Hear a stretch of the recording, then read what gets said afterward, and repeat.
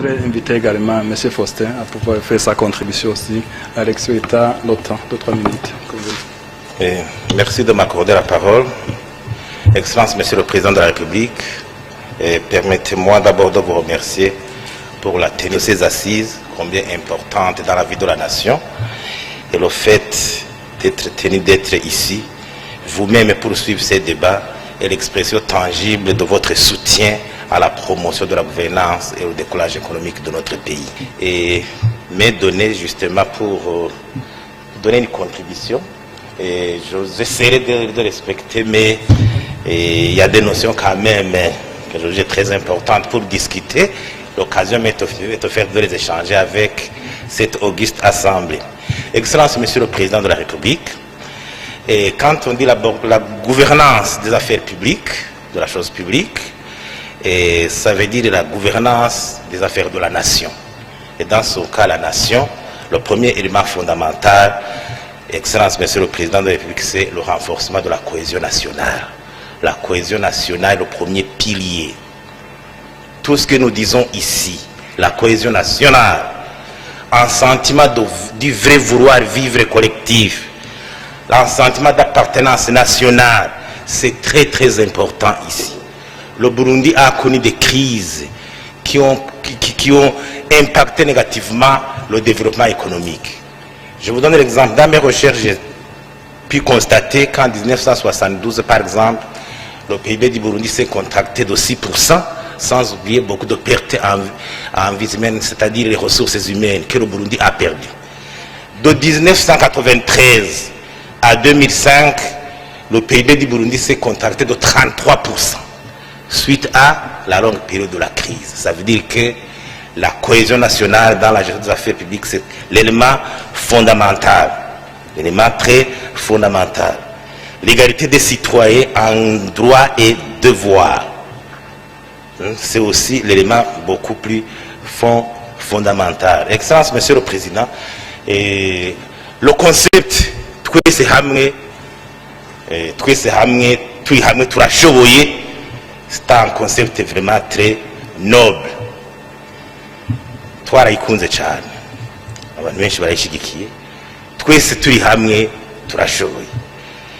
Je me dis, mes amis aussi, que byoba byiza, Excellence, Monsieur le Président de la République, icyo kivugo gikomeye kigenda kigizaho buke buke ikindi cyitwa cyaratuvunye, kuko ibyo byivugo byo hava bitabana. La cohésion nationale, c'est rassembler tout le monde. Il faut que ce concept soit vraiment transmis dans la réalité de vie de tous les jours. Deuxième élément très fondamental, c'est la gouvernance électorale. La gouvernance électorale, c'est l'un des piliers de la gestion des affaires publiques. La gouvernance électorale crédibilise les institutions de la République, ici des élections. Il faudrait qu'au Burundi, nous développions les capacités d'organisation des élections et transparentes avec une bonne gouvernance électorale.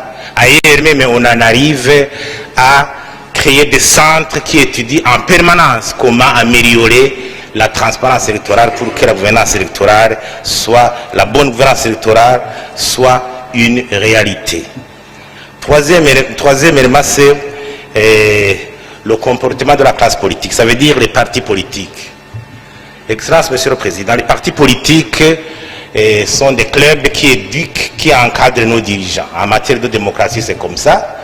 Et les partis politiques sont des cadres où évoluent nos dirigeants.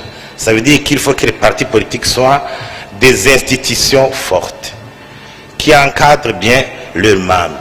On devrait actuellement dépasser le stade de création des partis politiques opportunistes. Et avec opportunisme, je dis par exemple, je crée un parti politique ici, et je vais quelque part, je commence à faire les louanges du pouvoir, j'attends les élections, il suffit de prononcer la phrase stratégique, je vais soutenir tel candidat fort pour dire qu'après, je vais décrocher un poste. Je dis par exemple, maintenant, je vais soutenir le candidat, par exemple, du CNDD-FDD. C'est la phase stratégique. Après, je me sens devoir avoir un poste dans l'administration quelque part. Il faudrait dépasser ce stade. Donc, l'ambition du créateur du parti, c'est de décrocher une direction dans une entreprise commerciale publique. Et c'est fini. C'est ça l'ambition de créer le parti politique. Il faut des partis politiques sérieux qui se mettent, qui participent aux élections, qui collectent des voix.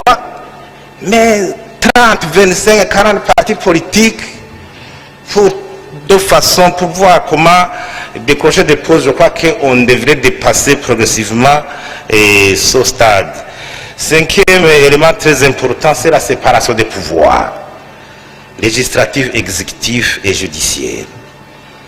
On doit avoir un parlement fort qui fait son travail de contrôle de l'action gouvernementale, surtout comme ils ont dit en matière de gestion budgétaire. Il faudrait vraiment que la future session de, je crois c'est avril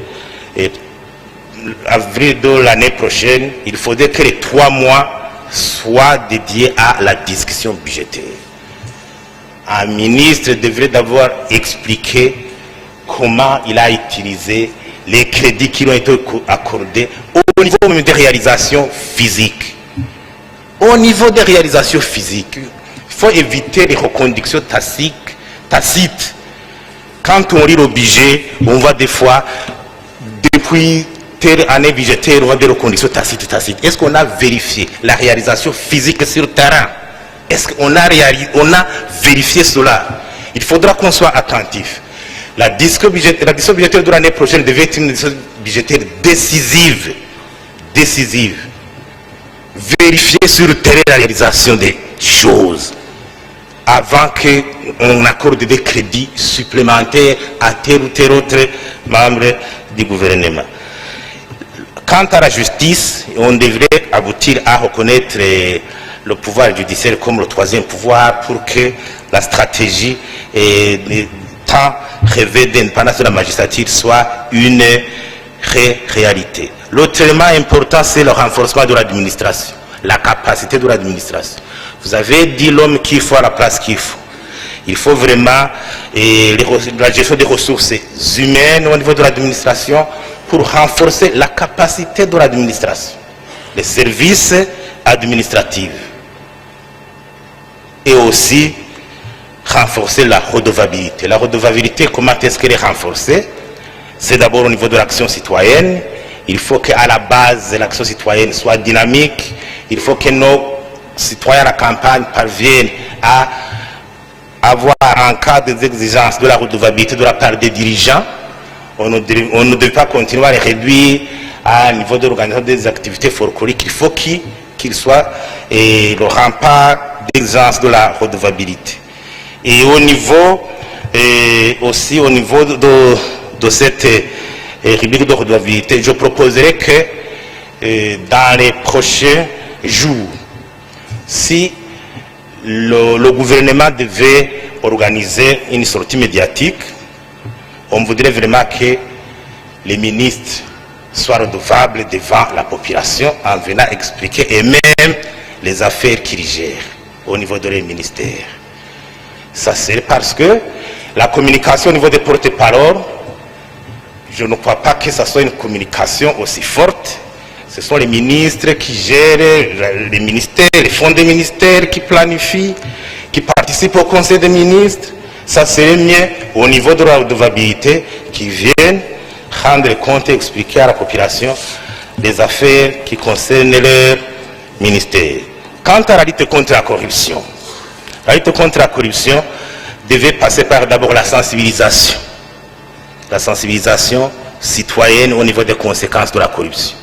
Là où la corruption a été combattue avec vigueur, on a su lier le niveau de pauvreté, les conditions de vie de la population avec le niveau de détournement des deniers publics. Il serait insensé qu'un cadre verrait continuer à détourner de l'argent dans des conditions que nous connaissons, dans les conditions de vie que nous connaissons de notre population. Et aussi, il faut identifier certaines mauvaises pratiques qui s'il s'enracine dans une société, la bonne gouvernance reste toujours chimérique. Il y a d'abord combattre avec la plus grande énergie le détournement des biens publics. Le détournement des biens publics. Le gain rapide et sans toutefois mettre en avant la valeur travail. Il y a la concussion aussi. Et il y a le blanchiment, les gens, et la pratique du blanchiment qui fait que les gens essaient de blanchir, je dirais bien, les fonds, l'argent sale, qui essaient d'investir l'argent sale. Même dans certains cas, vouloir contribuer dans des travaux de développement avec de l'argent détourné aussi devrait être combattu. Parce qu'on se cache derrière l'acte de charité, de contribuer, alors qu'on est en train de contribuer un dixième de ce qu'on aurait détourné. Le favoritisme dans les marchés publics, c'est une très mauvaise pratique. L'exécution budgétaire, on ne pourra jamais développer un pays, faire les projets de développement si le secteur des marchés publics n'est pas bien assaini. Le secteur des marchés publics, vous en êtes témoin, Monsieur le Président, si tel projet, construction d'une route, construction d'un barrage, de tel projet de développement, si le secteur des marchés publics n'est pas bien assaini, la situation n'aboutit pas au résultat escompté. Il faut aussi protéger les lanceurs d'alerte et les dénonciateurs. Revisiter les lois, comme l'a dit mon prédécesseur, la révision du cadre légal de lutte contre la corruption. Réprimer les corrupteurs par une justice punitive aussi. Actuellement, il y a un déficit d'institutions d'investigation sur les crimes financiers.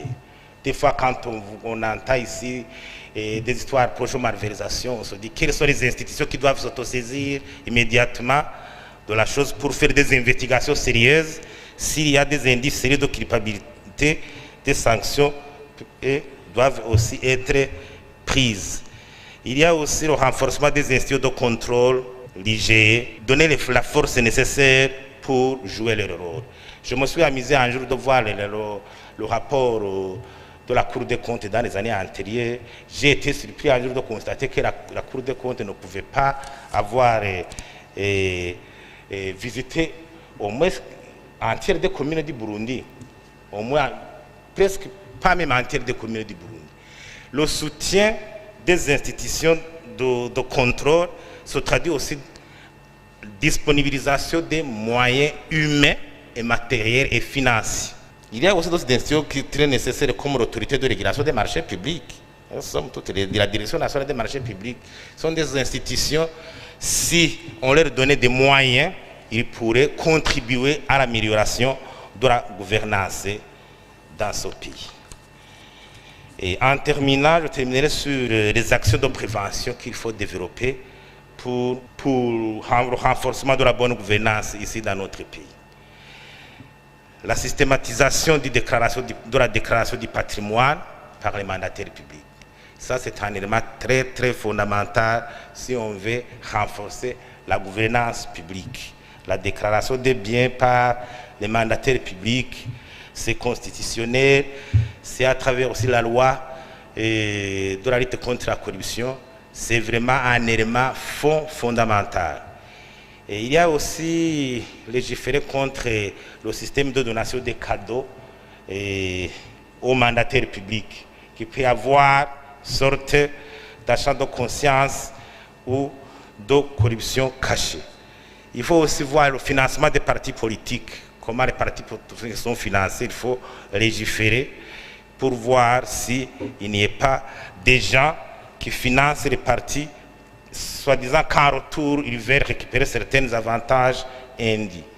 Il faut aussi systématiser les conflits d'intérêts et la gestion des systèmes des incompatibilités dans notre pays. Séparer les postes politiques des postes techniques. Il faut appliquer la séparation des postes politiques des postes techniques. C'est là aussi ce qui garantit la force de l'administration pour éviter que l'administration soit politisée à outrance.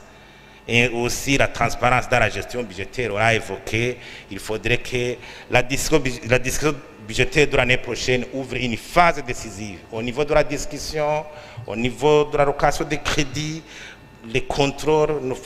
Il ne faut plus passer par exemple 5-6 ans sans qu'il y ait une loi de règlement. Le contrôle budgétaire doit être un élément, un pilier fort au niveau de le renforcement de la gouvernance. Je terminerai justement en rappelant que la bonne gouvernance, la lutte contre la corruption resteront fondamentales si nous voulons nous assurer une bonne croissance économique, si nous voulons nous assurer un développement économique harmonieux. Je vous remercie.